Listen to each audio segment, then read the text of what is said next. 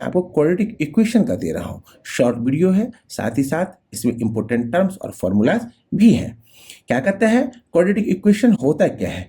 N equation of the form ax² plus bx plus c equal to 0 and a is not equal to 0 is called a quadratic equation in one variable. It means x का जो x है ना, इस equation में आप अगर देखो ax² plus bx plus c में क्या है, ओनली एंड ओनली क्या है, एक वन x है। इट मीन्स वन वेरिएबल है where a b c are real number. ये सभी क्या होते हैं, रियल नंबर होते हैं। अब मेथड ऑफ सॉल्विंग, इसको मेथड को सोल्व कैसे करेंगे? तो कहता है कि फर्स्ट मेथड होता है बाय फैक्टराइजेशन मेथड, और इसी का फैक्टराइजेशन का ही ए पार्ट होता है बाय यूजिंग आइडेंटिटीज। आइडेंटिटीज का भी मैं वीडियो आप लोगों को मैं दूंगा, और जितने भी मतलब 8th के 9th के और 10th के जितने भी फॉर्मूला होते हैं सबका वीडियो में बना करके आप लोगों को दूंगा। साथ ही साथ तब पहला हो गया बाय यूजिंग आइडेंटिटीज मेथड से हम क्या करेंगे, इसका वैल्यू फाइंड करेंगे। और सेकंड होता है by splitting the middle term.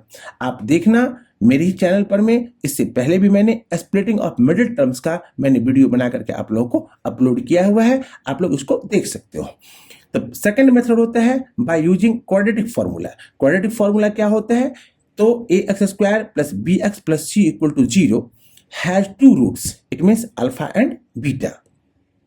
अब इसमें क्या किया जाता है कि सबसे पहले डी फाइंड किया जाता है। डी का मतलब क्या होता है, discriminant, it means b² minus 4ac।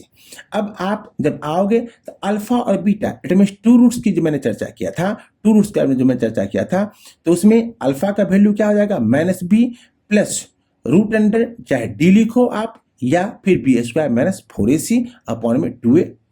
और बीटा का वैल्यू क्या होता है, -b minus root under b² minus 4ac, और डी भी लिख सकते हो b² माइनस 4ac की जगह अपॉन में 2a। तो ये क्या हो गया, आपको क्वाड्रेटिक फॉर्मूला का जो रूट्स था ना, वो रूट्स का वैल्यू फाइंड करने के लिए। बच्चों आप ध्यान देना, कभी कभी क्या होता है जब हम क्वाड्रेटिक इक्वेशन को सोल्व करते हैं ना, सोल्व करने के बाद जब वह स्प्लिटिंग द मिडिल टर्म पे जब नहीं टूटता है ना, तो इस क्वेश्चन को, ये जो फॉर्मूला मैंने अभी समझाया आपको डिस्क्रिमिनेंट, इसमें डी के मेथड से जब हम वैल्यू फाइंड करते हैं, यह एक ब्रह्मास्त्र है। ब्रह्मास्त्र का मतलब यह होता है कि आप इस फॉर्मूले को जहां भी जो क्वेश्चन क्वाड्रेटिक टर्म से रिलेटेड हो, क्वाड्रेटिक इक्वेशन से रिलेटेड होगा, वहां पे जाकर आप अप्लाई करोगे, इजी वे में आपका x का, y का या अल्फा और बीटा जो टू रूट्स होते हैं, इस दोनों रूट्स का क्या हो जाएगा, आपको वैल्यू फाइंड हो जाएगा।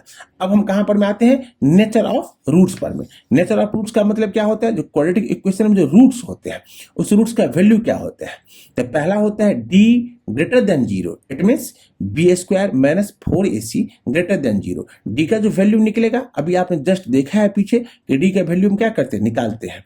तो उसमें होता है एक वैल्यू ऐसा होता है जो ग्रेटर देन 0 होता है, एक वैल्यू ऐसा होता है इक्वल टू 0 होता है, एक वैल्यू ऐसा होता है लेस देन 0 होता है। इट मीन्स नेगेटिव टर्म में अगर चला जाएगा तो डी का वैल्यू क्या हो जाएगा, लेस देन 0 होगा।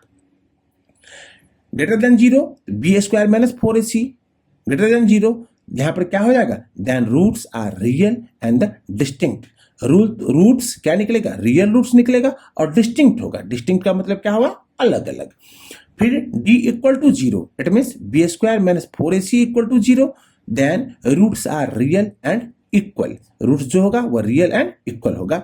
d less than 0, it means third case, d less than 0, it means b² minus 4ac less than 0 होगा, then roots are not real, it means इसमें x का या अल्फा का और बीटा का वैल्यू फाइंड नहीं होगा।